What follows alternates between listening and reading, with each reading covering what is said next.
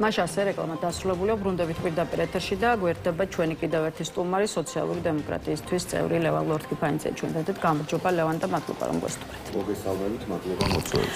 ლევან, ამ კვირის მთავარი საკითხების მიმოხილვას უნდა დავუთმოთ გადაცემის ეს ნაწილიც და პირველ რიგში ბრიუსელში სავიზო დიალოგის ფარგლებში გუშინ გამართული შეხვედრა საგარეო საქმეთა სამინისტრო ჩვენი საგარეო საქმეთა სამინისტრო ავრცელებს განცხადებას და როგორც აღნიშნავს საქართველოს ხელისუფლება აგრძელებს მუშაობას ევროკავშირთან სავიზო ლიბერალიზაციის პროცესის მდგრადობის უზრუნველსაყოფად, თუმცა ხდება საკითხით პოლიტიკური მანიპულირება, რაც უწყების შეფასებითვე არის მიუღებელი და ეს არ არის ყველაფერი გაცილებით ხისტი და მწვავეა ქართული ოცნების ცალკეული წარმომადგენელი, მაგალითად პარლამენტის პირველმა ვიცე-სპიკერმა გიავალსკიმ გუშინ ასეთი რამიც კი თქვა, ვიზა ლიბერალიზაციის თემა საერთოდ აზრს კარგავს, თუ კი ქვეყანა მოისპოდა განადგურდაო. ქართული ოცნების რა განწყობებს ხედავთ, როცა საქმე ეხება ვიზა ლიბერალიზაციას? ჩანს თუ არა, რომ ხელისუფლება მზად არის უარი თქვას ქვეყნის ამ მონაპოვარზე?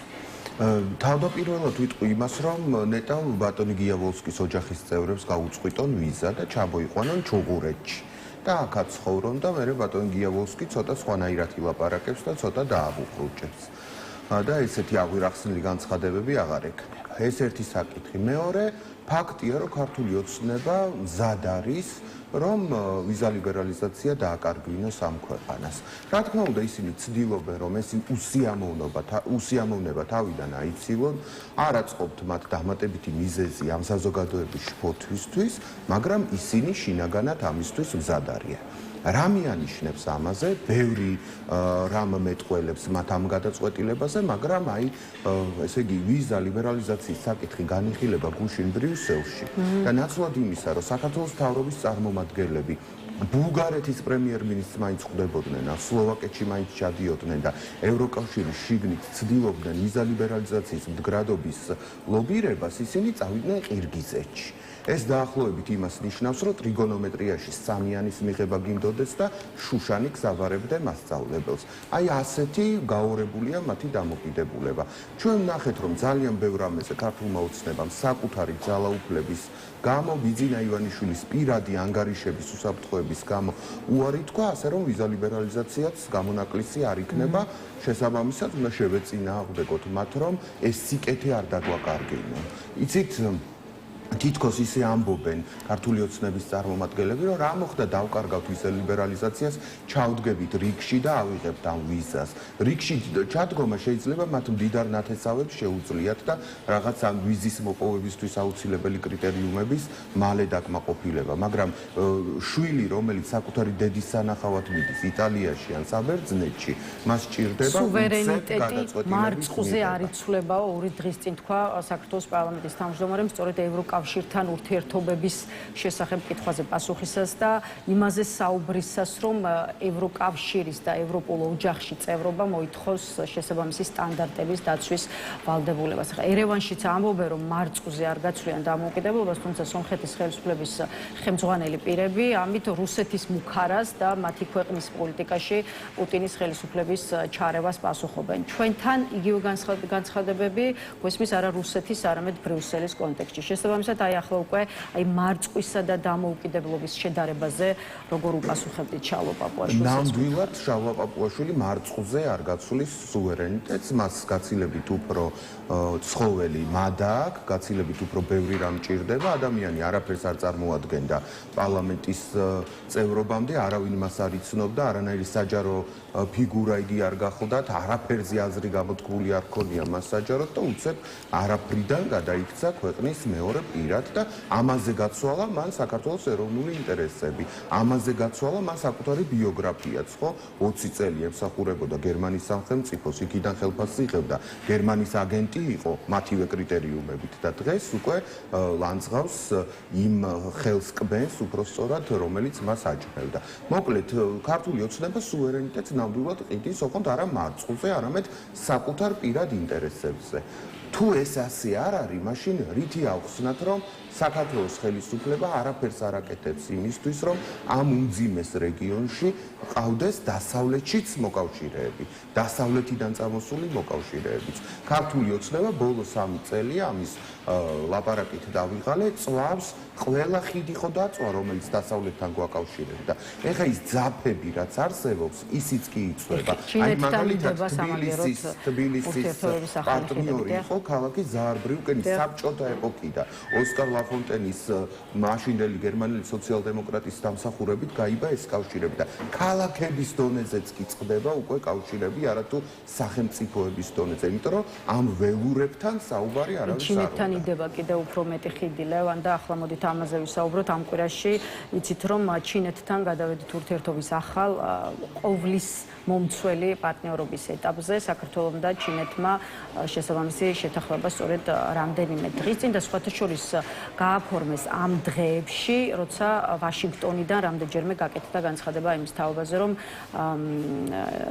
ასე ვთქვათ, პრობლემა ამერიკისთვის პეკინთან თბილისის დღევანდელი პოლიტიკური ურთიერთობების დონე და ხარისხი და ზუსტად ამის გათვალისწინებით რიგი ანალიტიკოსი ფიქრობს, რომ ეს მესიჯია ამერიკისთვის იმის თაობაზე, რომ ქართული ოცნება ირჩევს საბოლოო ჯამში არა ვაშინგტონთან, არამედ სწორედ ჩინეთთან ურთიერთობას. რამდენად შეიძლება უკვე იმის თქმა, რომ ქართული ოცნების ხელისუფლება ტრამპის ადმინისტრაციასთან ვერ დაალაგდა და რეალურად უკვე ხდება ამის ღიად თქმა და აღიარება. ძალიან სერიოზული შეკითხვა დასვით და რამდენიმე ფენა აქვს თქვენ შეკითხვას. მოდით აი პირველი ასპექტი ჩამოვაყალიბოთ.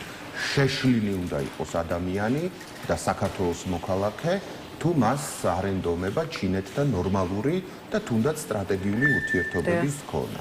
ჩინეთი არის მომავალი, ერთ-ერთი მთავარი ძალა ჩვენს პლანეტაზე და მასთან თანამშრომლობა აუცილებელი. მეორე საკითხი. ნახეთ კობახიძემ რა თქვა, ჩინეთსა და საქართველოს შორის არისო თანასწორი ურთიერთობა. ეს არის სასაცილო, ეს არის ტყუილი. ჩინეთი არის იმპერიალისტური ძალა, თანამედროვე სამყაროს ყველა კუთხეში და კუნჭულში იგი ეკონომიკური ბერკეტებით სწორედ რომ სუვერენიტეტს ართმევს პატარა ქვეყნებს. ამ საფრთხის წინაშე ვდგავართ ჩვენ დღეს და თუ შენ გინდა ჩინეთთან კონდეს თან სტრატეგიული ურთიერთობა და თან სუვერენიტეტი არ დაკარგო, შენ ვიღაც ზურგს უნდა გიმაგრებდეს. ზურგს უნდა გიმაგრებდეს, თქვათ, ისეთი ოჯახი, როგორიც არის ევროკავშირი. ან უნდა ყავდეს შეერთებული შტატების ნაირი პარტნიორი, თურქეთთან დალაგებული უნდა კონდეს საქმე და ასე შემდეგ. და აი საქართველო დღეს უბსკრულში ხტება ტროსის გარეშე.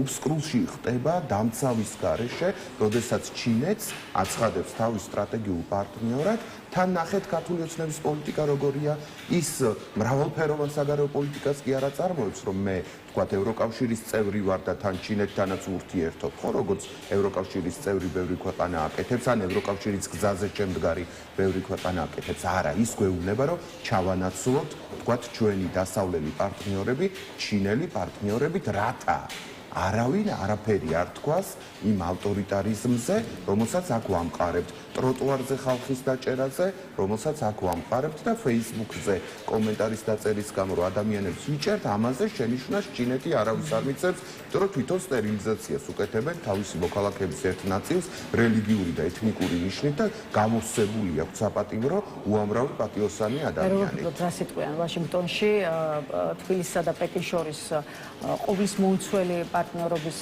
სტრატეგიული პარტნიორობის ეტაპზე გადასვლაზე და აქვე ხა ჩინეთს არ ეხება, თუმცა ეხება ზოგადად ქართული ოცნების პოლიტიკას და ამიტომ აქვე ვახსენებ Freedom House-ის პოლიტიკისა და ადვოკატირების დირექტორი მოუწოდებს ამერიკის შეერთებულ შტატებს, რომ საქართველოსთან ურთიერთობა არ გადატვირთოს პოლიტპატიმრების გათავისუფლების გარეშე. საბოლოო ჯამში, როგორ ფიქრობთ, რითი დასრულდება ის მცდელობა თბილისსა და ვაშინგტონს შორის იმისა, რომ ურთიერთობებმა რაღაც ახალი სახე და უკეთესი სახე მიიღოს?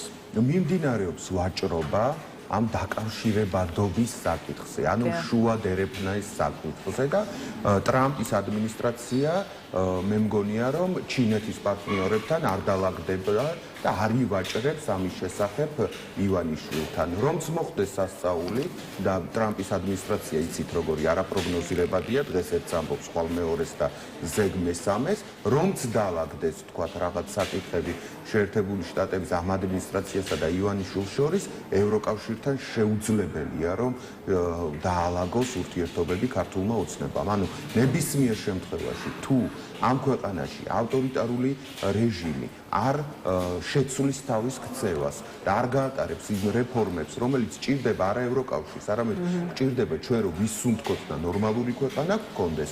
თუ ამ გზაზე ისინი არ დადგნენ, დარჩებიან ამ იზოლაციაში, როცა არავისთან არ აქვს ურთიერთობები დალაგებული ბოლომდე და არიან ცაში გამოკიდებული და ხან ერთ კედელს მიეხეთქებიან და ხან მეორეს. ხო, ყირგიზეთი ახსენეთ.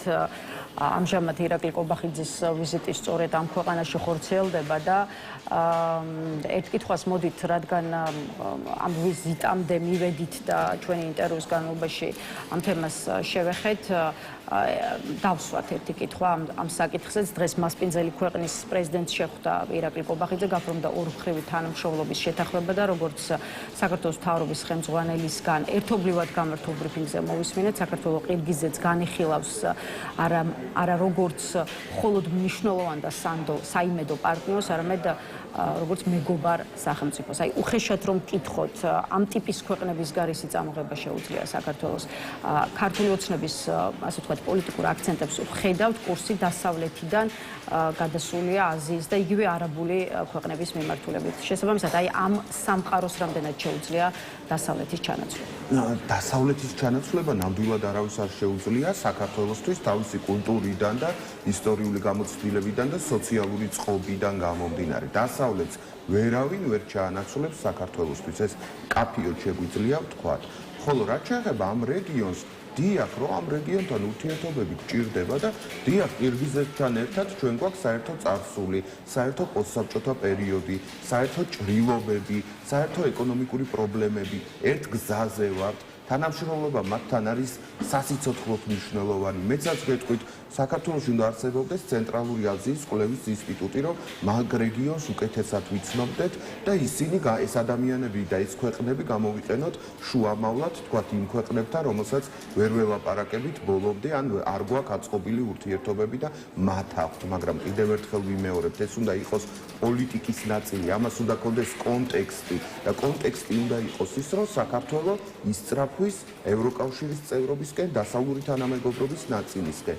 რომ გახდეს ნაწილი ამ თანამეგობრობის. ამ კონტექსტის გარეშე ჩვენ ვიღებთ რას, ხო, რაც დღეს ვნახეთ, რომ გააფორმეს ხელშეკრულება ვეტერინარიის საკითხებში თანამშრომლობაზე, აცრებს ცხოველების შინაურისაც როგორ გააკეთებენ და ალბათ ჩასულები არიან იქ ჩვენი მაფიოზი მინისტრები, რომლებიც თავად მილიონერები არიან და ბიზნეს ინტერესები აქვთ და იქ ესე იგი მათი მაქინაციებისთვის არის ხელსაყრელი ბაზარი და შექმნიან ალბათ გარემოს, რომ კიდევ უფრო მეტი ფული იშოვონ. საერთოდ უზბეკეთს, ყაზახეთს და ყირგიზეთს ქართველი პოლიტიკოსები უყურებენ, რომ აი მილიონს ვიშოვი და კოსმოსში გავფრინდები ლოგიკით. მადლობა. თქვენი პოზიციების გაზიარებისთვის ლევან ლორთქიფანიძეს ვემშვიდობებით. დასრულებულია დღის ნიუსრუმი, დასრულებულია ჩვენი სამუშაო კვირაც, შესაბამისად ერთმანეთს ორშაბათიდან შევხვდებით. ნახვამდის.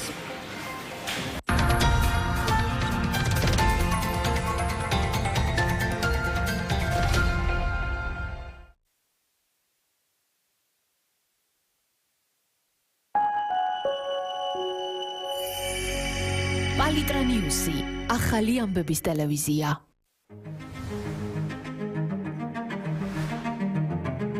თავისუფლება თავის არ შეკავებაში კი არ არის, არამედ საკუთარი თავის ფლობაშია. ფიოდორ დოსტოევსკი